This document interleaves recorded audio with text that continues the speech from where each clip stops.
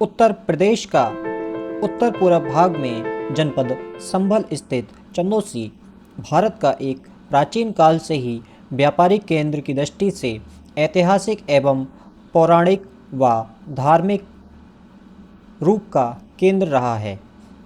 इसको मिनी वृंदावन व चांदसी नगरी के नाम से भी जाना जाता है। आइए राम मंदिर के स्थापना व प्राण प्रतिष्ठा के सुअवसर पर हुए कार्यक्रमों के बारे में आपको विस्तार से बताते हैं। स्मार्ट चंदौसी को अगर आपने अभी तक सब्सक्राइब नहीं किया है तो तुरंत सब्सक्राइब करें और नोटिफिकेशन बेल आइकन को भी दबा दें। पूरी चंदौसी नगरी में आज जश्न और हर्षोल्लास का माहौल है। पूरी नगरी को फूलों व गुब्बारों से सजाया गया है। बिसौली गेट, ब्रह्म बाजार, फड़ियाई बाजार, बड़ा बाजार, फुब्बारा चौक तथा अन्य बाज़ारों में भी लाइटिंग की विशेष व्यवस्था की गई है।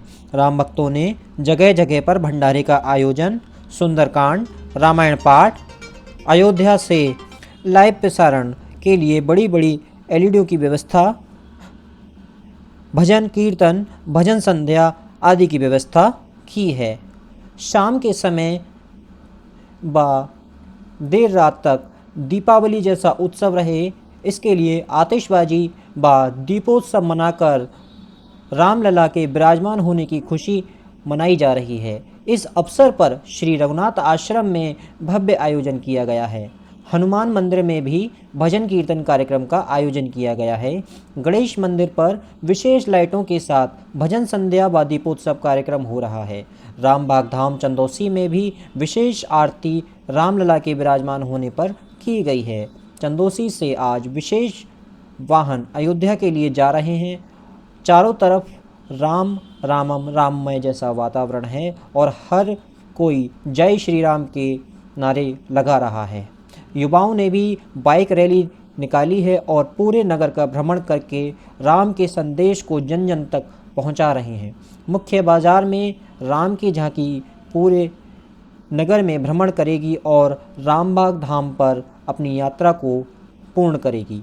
आइए सुनते हैं रामबाग धाम चंदौसी से अमित वार्ष्णेय जी को और लेते हैं आज के कार्यक्रम की जानकारी। आज अयोध्या में प्रभु श्री राम के मंदिर का उद्घाटन है। उसी उपलक्ष्य में रामबाग धाम में रामबाग ट्रस्ट की ओर से 2 दिवसीय कार्यक्रम किया गया, जिसमें कल बच्चों की रंगोली प्रतियोगिता, राम रूप सज्जा, चित्रकला प्रतियोगिता, उसके बाद पूरे 3 घंटे में राम के जन्म से लेकर राज्याभिषेक तक की रामलीला का मंचन किया गया। आज भगवान राम की विजय यात्रा निकाली गई। उसके बाद पूरे रामबाग धाम में हजारों दीपक और मोमबत्तियों से ये सजाया गया, दीपमाला का उत्सव मनाया जा रहा है।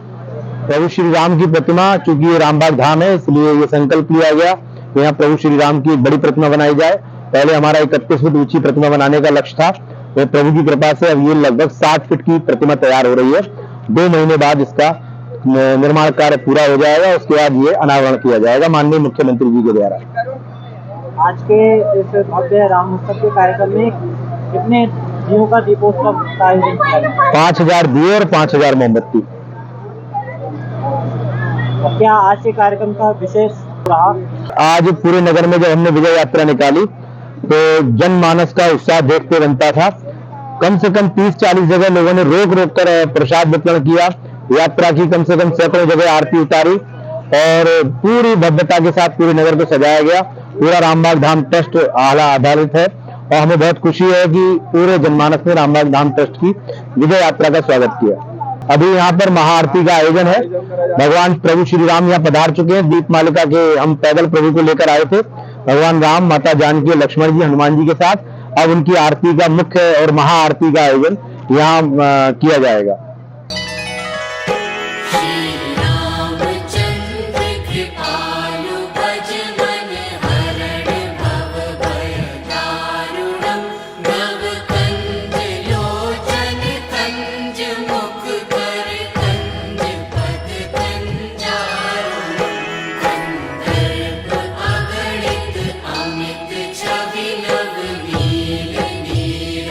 सुंदर पट पीत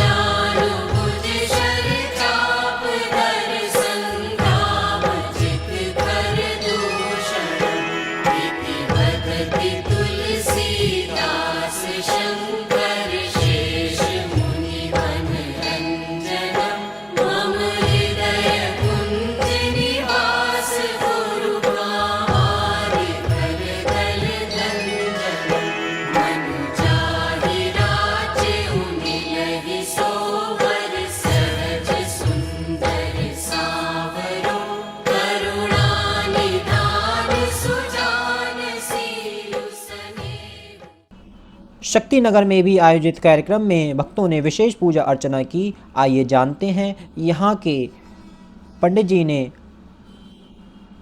कार्यक्रम के बारे में क्या बताया। जय श्री राम।